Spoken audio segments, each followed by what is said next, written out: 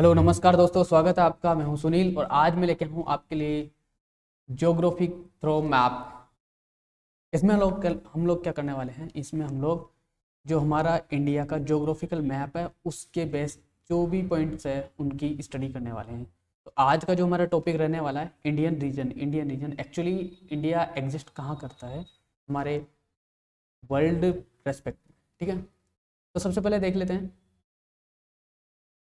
ये जो पॉइंट है आपके सामने, ये वाला जो पॉइंट है ये है northern 37 degree 6 minute most point, और इसके बाद में नदर्न 8 डिग्री 4 मिनट। ईस्ट की बात करें तो 97 degree 25 minute east to 68 degree 7 minute east. अब ये समझने के रेस्पेक्टिव में अगर हम इसको देखते हैं, समझने के रेस्पेक्टिव में हम देखते हैं तो कुछ इस तरह से हमारा वर्ल्ड मैप होता है। ठीक है, और ये होती है हमारी मेरिडियन लाइन और ये होती है हमारी इक्वेटर। इक्वेटर नॉर्थ और साउथ को सेपरेट करती है, और जो ये मेरिडियन लाइन है ये वेस्ट और ईस्ट को सेपरेट करती है। और हम इसके रेस्पेक्ट में हमारा जो इंडिया है वो यहाँ आता है। ठीक है, इस पॉइंट पे हमारा इंडिया है, और ये जो मोस्ट पॉइंट होते हैं ये 0 0 कोऑर्डिनेट होते हैं, यानी कुछ इस तरह से। ठीक है, अब ये जो पॉइंट है ये 68 डिग्री हमारा इंडिया का यहाँ है। 68 डिग्री 68 टू है ये 97। और इसकी बात करें तो ये हमारा 8 डिग्री 8 टू 37 डिग्री। मे भी अब आपको समझ में आ गया होगा। ये बेसिकली इसमें खेल क्या है, कोऑर्डिनेट का है। हमारा इंडिया जो वर्ल्ड रेस्पेक्टिव में कोऑर्डिनेट्स है उनमें कहाँ एग्जिस्ट करता है, वो ये पॉइंट है 37 degree 6 minute north to 88 degree 4 minute north, और 68 degree 7 minute east to 97 degree 25 east. अब ये समझ में आ गया होगा। ठीक है, आगे चलते हैं। आगे देखते हैं हमारी जो इंडिया है, इंडिया की जो लेंथ है ईस्ट टू वेस्ट, ये जो हमारा ये है ईस्ट और ये वेस्ट है, ये नॉर्थ है और ये साउथ है। ठीक है, तो ईस्ट टू वेस्ट जो दूरी है, लंबाई है 2933 किलोमीटर, यानी 2933 किलोमीटर हमारी ईस्ट टू वेस्ट की लंबाई है। नॉर्थ टू साउथ की जो लंबाई है हमारी 3214 किलोमीटर है। ये हमें याद रखना चाहिए। अगर जैसे हम इसकी बात करें कि एग्जाम पॉइंट ऑफ व्यू से नहीं, ये हमारे जनरल नॉलेज के पॉइंट ऑफ व्यू से भी हमें पता होना चाहिए कि जिस देश में हम रहते हैं उसकी लंबाई चौड़ाई क्या है, वो कहाँ पे एग्जिस्ट करता है। तो ये जनरल पॉइंट ऑफ व्यू से भी काफ़ी सही रहेगा। आप देखते हैं, इसकी बात कर लेते हैं।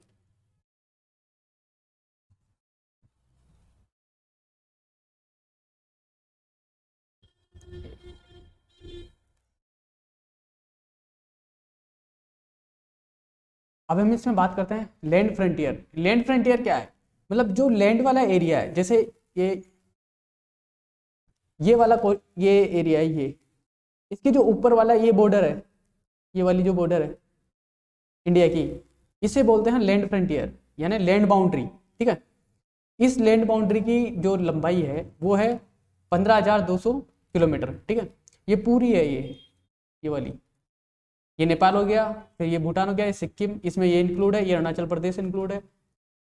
यह है लैंड बाउंड्री। ठीक है, इसकी लंबाई है 15,200 किलोमीटर टोटल। ठीक है, आगे चलते हैं, आगे देखते हैं total coastal line. Coastal line कौन सी, जो सी समुद्र पानी वाले एरिया से जो कवर अप है, यानी ये इसके जो बॉटम है नीचे वाला, ये वाला जो लाइन है, ये वाली जो लाइन है यहाँ से ये वेस्ट बंगाल तक। ठीक है, ये जो लाइन है ये है हमारी 7,516.6 किलोमीटर। अगर हमसे पूछ ले कि ओवरऑल लाइन कितनी है, तो हम लिखेंगे 15 और 7 22 22,700 किलोमीटर टोटल हो जाएगी। ठीक है, इसके अलावा हम एरिया की बात करें, तो हमारा लगभग ये 32,87,263 के करीब हमारा एरिया है। ये अप्रोक्स है, चेंज होता रहता है, चेंज होता रहता है कि का रिस्पेक्ट मेरा मतलब है कि क्या होता है कि कभी इंडिया वॉर चलते रहते हैं और ये वाला जो एरिया है ये कंप्लीट कवर अप नहीं होता किसी भी देश के लिए, ठीक है। कभी चाइना से लड़ाई हो रही है, कभी यहाँ से 1 किलोमीटर चला गया, कभी 1 किलोमीटर आ गया, इस तरह की सिचुएशन बाउंड्री पे बनी रहती है, खासतौर से ये वाले एरिया पे, ये पाकिस्तान के साथ और ये चाइना के साथ। और इसमें देखें तो जैसे अभी विवादों की बात करें, चाइना है, ये वाला एरिया चाइना का है, ये वाला रीजन ये चाइना है, और ये सिक्किम है। अब चाइना बोलता है सिक्किम हमारे कंट्रोल में, अरुणाचल प्रदेश हमारे कंट्रोल में, लेकिन इंडिया के कंट्रोल में। तो इस तरह के विवाद चलते रहते हैं, तो एरिया फ्लक्चुएट होता रहता है, ठीक है। तो आप 32,87,000 इसको तो कंफर्म रखें, ठीक है, और इसके अप्रोक्स एरिया कभी भी नहीं आएगा, ठीक है। एग्जाम पॉइंट ऑफ से इतना ठीक है। नंबर ऑफ स्टेट 28 है हमारे, आपको पता होगा 29 स्टेट हुआ करते थे, जम्मू कश्मीर बाइफरकेट हुआ यूटीज में, ये करीब ये यहाँ से हुआ था इस तरह से, और ये जो एरिया है ये लद्दाख में कन्वर्ट हुआ, ये लद्दाख था, लद्दाख यूटी बना, और ये जम्मू कश्मीर बना। ये लेजिस्लेटिव यूटी है और ये बिना लेजिस्लेटिव यूटी है। इस पर पूरा सेंट्रल गवर्नमेंट का डायरेक्ट कंट्रोल होगा, इस पर भी होगा, लेकिन यहाँ पे असेंबली बनेगी, अभी तक इलेक्शन नहीं हुआ है। आगे देखते हैं, नंबर ऑफ यूटीज की बात करें तो 9 यूटीज है।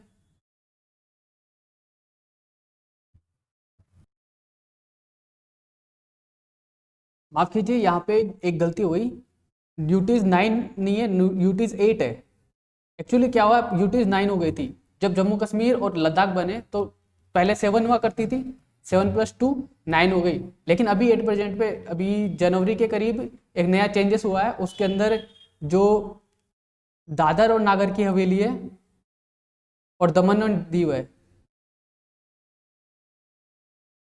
इन दोनों को मर्ज करके एक यूटी बना दिया है। तो अब हमारे यहाँ पे 8 यूटी है, 9 नहीं है, ठीक है, इसको चेंज कर लीजिए। आगे देखते हैं,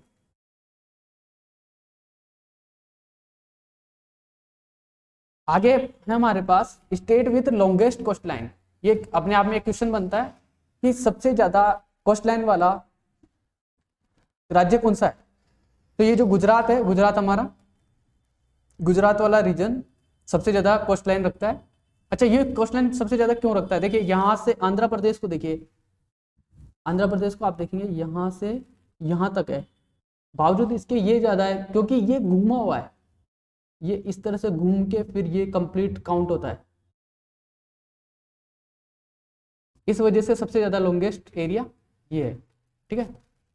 आगे देखते हैं, एक सबसे ज्यादा इंपॉर्टेंट क्वेश्चन बनता है कि हमारे इंडिया पे, जो इंडिया कंट्रोल में है, वो एक्टिव वोल्केनोज वाला एरिया कौन सा है। तो ये बैरन आइलैंड है, अंडमान एंड निकोबार में, अंडमान एंड निकोबार में बैरन आइलैंड करीब इधर पड़ता है, ठीक है।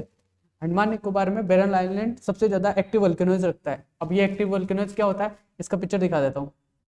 कुछ इस तरह का एरिया है, मतलब ये हमेशा ओपन रहेगा, हमेशा चालू रहता है, ये वोल्केनोज कभी बंद नहीं होता, इस तरह की सिचुएशन होती है, ये हमेशा के लिए एक्टिव वोल्केनोज ये हमारे इंडिया के अंदर बैरन आइलैंड में है,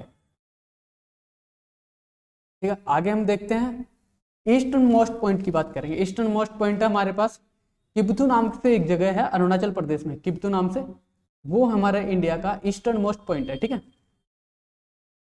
वेस्टर्न मोस्ट पॉइंट की बात करेंगे तो गोहर मोटा करके है गुजरात के अंदर, वो वेस्टर्न मोस्ट पॉइंट है। ये हमारे एग्जाम पॉइंट ऑफ व्यू से बहुत ज़्यादा इंपॉर्टेंट है, क्योंकि ईस्टर्न और मोस्ट वेस्टर्न पॉइंट हमसे ईस्ट वेस्ट नॉर्थ साउथ दोनों चारों पॉइंट पूछे जाते हैं। अब ये southern most point tip mainland, इसका मतलब क्या है, southern most tip mainland, mainland मतलब ये वाला जो एरिया है, ये जो एरिया है ये मेनलैंड है, और इस मेनलैंड का मोस्ट सदर्न पॉइंट कौन सा होगा, ये वाला पॉइंट होगा, ठीक है। ये वाला जो पॉइंट होगा ये हमारे, अब हम कई बार बोलते हैं कश्मीर से कन्याकुमारी, ये कश्मीर है, ये कन्याकुमारी, ये मेनलैंड के पार्ट पॉइंट है, ठीक है। आगे देखते हैं, ये जो रीजन है ये है northern most point. Northern most point कौन सा हमारा, Indira colony, Indira colony northern most point है। और ये सदर्न मोस्ट पॉइंट की बात करें तो सदर्न मोस्ट पॉइंट है इंदिरा पॉइंट। अच्छा, इंदिरा पॉइंट की एक स्पेशलिटी, इंदिरा पॉइंट हमारा सदर्न मोस्ट पॉइंट है, लेकिन 8% पे वो ढक चुका है, कवर हो चुका है पानी के अंदर। क्यों? क्योंकि उस पे अब मतलब वो लैंड लैंड रहा ही नहीं, पहले जो हुआ करता था अब वो पानी में, पानी के अंडर हो चुका। अब देखेंगे तो ये यहाँ से सेपरेट है, इंदिरा मोस्ट पॉइंट यहाँ पे, और इंदिरा पॉइंट इंदिरा कॉलोनी है। जो ऊपर वाला एरिया उसे कॉलोनी और नीचे वाला एरिया है इंदिरा पॉइंट। दोनों डिफरेंट नाम है, नाम दोनों के इंदिरा है, तो ये याद रखना। ये चारों पॉइंट, पांचों पॉइंट अभी जो हमने डिस्कस किए थे। तो अब ये हमारा जो इंडियन रीजन है ये हो चुका है खत्म। Thank you. अगर आपको अच्छा लगे तो लाइक करें, शेयर करें, सब्सक्राइब करें।